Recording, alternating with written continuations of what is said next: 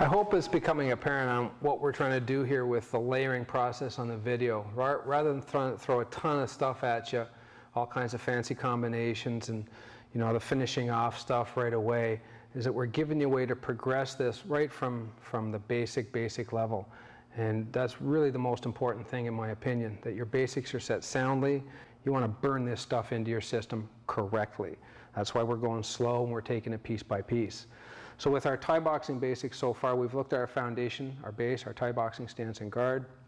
We've worked our right kick. We've worked our straight right knee, which is a middle range technique. We'll show you application on that in just a minute. And we've shown our left side kick.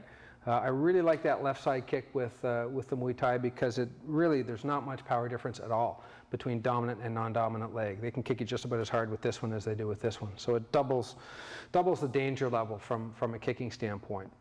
What I want to do next is look at the foot jab, which is the Thai equivalent of a front kick.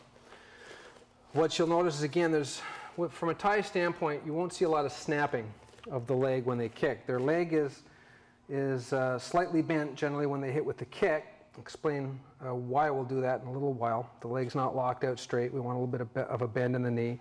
But there's really no action from the knee down. We want to keep that leg like it's a solid piece, even though it's slightly bent. And I tell people a lot to use an image of chopping at a tree with an axe, if anybody's ever done that. When you throw that in, you want to get your whole body into it. You want to dig that blade as deep as you can without it getting stuck, and then get it back out so you can do it again. Same kind of a thing with this Thai kick. Or use the image of a baseball bat. Or taking a sledge and really trying to just bust something that's down there. That's the mentality you want to have when you throw this kick. So it's the same kind of a thing with our long foot jab and our short foot jab. Long foot jab refers to the lead side of the body. Now this can be used several different ways. It can be used defensively, it can be used offensively. If we just look at it offensively, we can use this a couple of different ways as well. From this distance right here, all I have to do is lift and take a little bit of a hop on the rear foot. So you notice I'm not staying stationary here and doing that. That won't quite reach because he's maintaining a distance that won't give me that without moving in. So the first way is just from here, you lift the leg and you'll notice that the leg lifts relatively straight. It doesn't bend and then straighten out. You're outside of range so you can get away with this kind of a motion. The foot lifts, there's a little hop off of the rear leg. That takes us forward, and we got a little bit of hip extension here.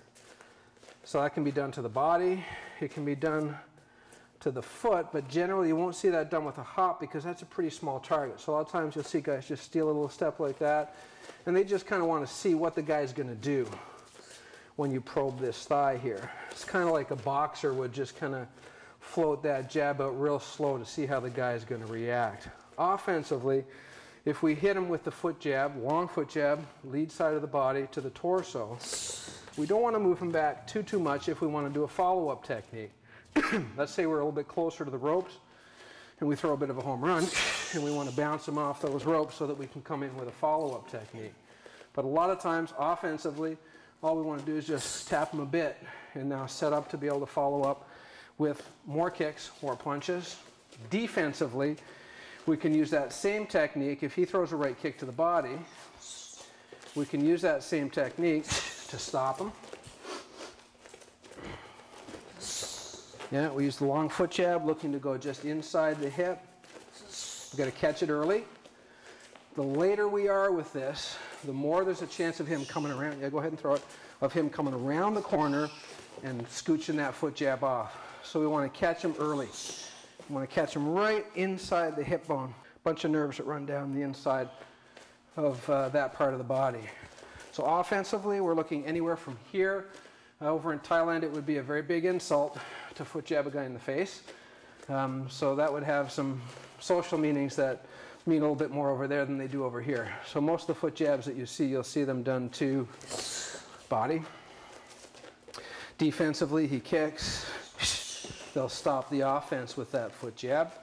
And then the third way is if we're a little too far away, we hop it like so. We switch it, and that's the same switch that we did when we were going to throw our left side kick. So from a tactical standpoint, sometimes you see them out at about this distance. This foot will float. Sometimes they'll do that switch again, trying to see what that guy does. Maybe from here, I've stung him once here.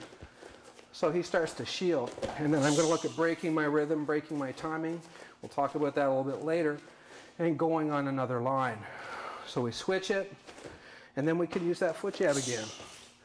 But it could also be a switch to left kick, the leg to left kick, the body, and it could also be, if I'm a little tighter, to throw that left knee. Same switch for all three. So what you start having here, it's kind of like